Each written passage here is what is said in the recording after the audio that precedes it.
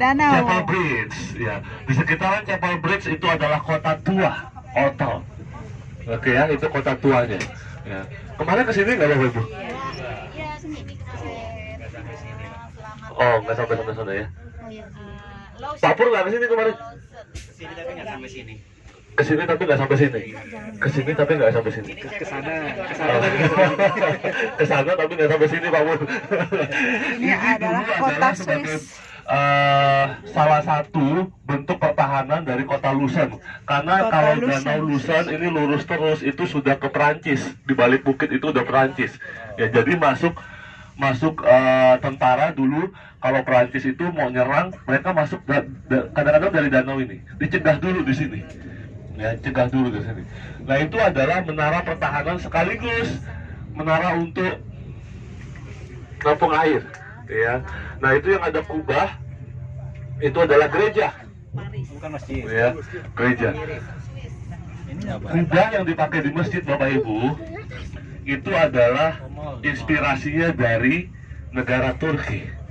Di depan Blomus, di depan masjid besar di Turki, Blomus, ya, Blomus lagi, Blumos, Blumos, itu ada satu bangunan yang dulu juga merupakan masjid, tapi kemudian sekarang jadi museum. Tapi sebelum masjid bangunan itu adalah gereja. Ya, dan gereja itu punya kubah. Apakah nama bangunan itu? Di depan Blumos? Istiqlal. Ya, Ottoman berkuasa, Ottoman tuh hebat ya, sampai kemana-mana, sampai Eropa loh. Iya, Ottoman betul. itu. Ya, Dahsyat. Ottoman berkuasa, bangunan tersebut dirubah jadi masjid, tapi tanpa menghilangkan ornamen-ornamen gerejanya. Ya. Ditutup, ya ditutup oleh Ottoman tanpa dihancurkan. Ini bukti bahwa mereka sangat bertoleransi. Ya, tidak dihancurkan tapi ditutup karena kan mau dipakai untuk jadi masjid. Nggak mungkin ada gambar-gambar dari kepercayaan lain. Ya. Itu apa namanya ya? Kok saya lupa tadi ingat loh. Saya hutang ya. Saya ingat kok itu. Oh iya iya. Nah, ini adalah kota di Swiss, bersih, Suka gitu. indah.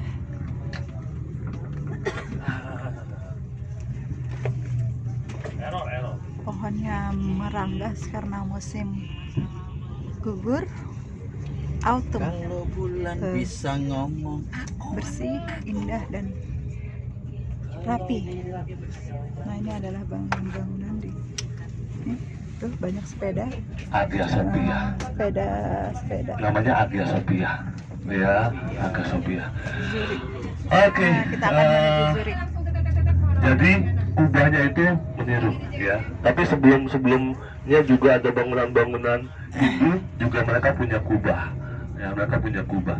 Ya, maksud saya adalah kubah yang dipakai oleh banyak masjid sekarang terinspirasi dari Hagia Sophia. Ya, Hagia Sophia berdiri, ya setelah itu dibangun bangunan yang lebih besar di depannya adalah Blumos. Sekarang Hagia Sophia dari gereja menjadi masjid, sekarang museum, sudah dinetralkan. Ya, kalau mau masjidnya, masjid di depan yang lebih besar, Blumos namanya. Ya, oke baik itu untuk Kuba. And then Swiss, kalau di Swiss siapa yang tidak kenal dengan Henry Dunant? Bapak Ibu tahu ya? Oh iya, palang merah Indonesia, Palang merah dunia. nasional. Ya, palang merah dunia. Oh ada. Bukan kasih lalai. Iya, karena ada Henry Dunant dari sana katanya, Sumatera Utara. Ya, tapi yang Henry Dunant Swiss ini nama depannya sebenarnya ada, cuma memang jarang dipublikasikan, sehingga orang banyak tidak tahu. Taunya Henry Dunant. Ya. Nama depannya adalah Jane Henry Dunant. Ya. Dia hidup karena waktu itu senang mengabdi ya pada kehidupan sosial. Dan waktu dia pergi masuk ke banyak tempat daerah terpencil, dia lihat banyak orang-orang yang perlu dibantu, sehingga dirintislah palang merah ya, yang tanpa profit ya, tanpa memikirkan untuk profit mereka membantu. Kenapa palang merah sekarang lambangnya adalah cross seperti itu? Karena memang asalnya adalah Swiss ya Swiss. Kalau di berbagai negara dijadikan Red Crescent, bulan sabit merah, nggak masalah sih. Yang penting hakikatnya adalah kemanusiaan untuk saling membantu, ya, terutama dalam hal medis, gitu ya, dalam hal medis. Nggak masalah mau Red Crescent kah, mau Red Cross kah, itu no problem sama sekali. Terus tentara Swiss juga, Bapak Ibu, ini terkait dengan satu benda yang nanti saya akan ceritakan lagi. Henry Dunant, tentara Swiss. Kita udah dengar dari Swiss Army. Swiss Army ini gojlokannya ini luar biasa. Dan Swiss Army harus benar-benar orang Swiss, tidak bisa orang yang campuran. Ya. Bukan diskriminatif, tapi karena ini untuk menjaga marwah organisasi yang namanya Swiss Army. Jadi kalau ada orang terlahir dari orang campuran seperti saya, Prancis dan Jawa begitu, ya itu nggak bisa. Ya, jadi tentara Swiss Army. Ya. Kelihatan kan ya blasterannya ya saya ya, dikit ya.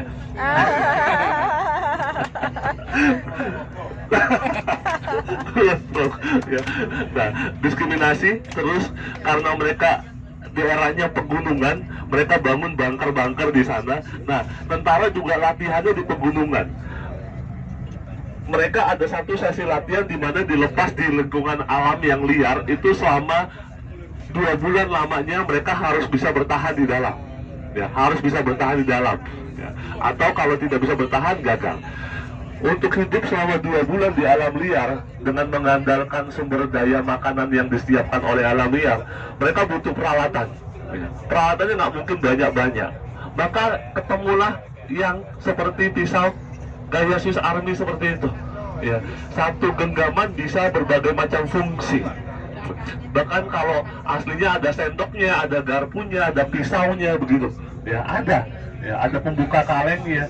Satu genggaman itu yang mereka akan pakai, Swiss Army namanya. Ya. Mulai muncul merek-merek, ada Victorinox lah yang sekarang lumayan ngetop sih, Victorinox gitu ya. Tapi tetap itu namanya adalah Swiss Army knife, ya. Swiss Army knife ini memang dirancang untuk supaya bisa orang gampang, handy, punya perlengkapan yang sangat handy, ya.